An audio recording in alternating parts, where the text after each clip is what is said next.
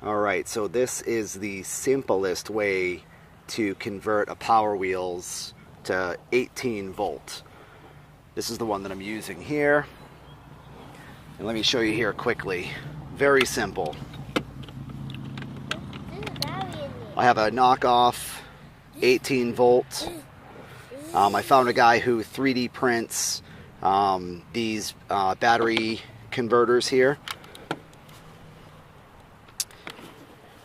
So I've just got the battery with an inline 30 amp fuse, and these I just have the leads literally plugged right into the original piece. So I'd have to modify any original wiring. This stays in just fine. It's hard to do this one-handed here. Alright. Quinn, you want to take this thing for a rip so everyone can see?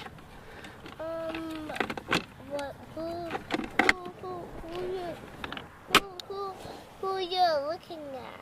Who am I? Who are you looking at?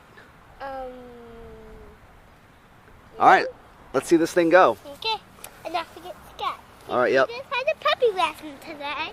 Alright, put her in. She just had a puppy lesson. She had a puppy lesson? Yep. It's like walks and Alright, let's see it go. Let it rip.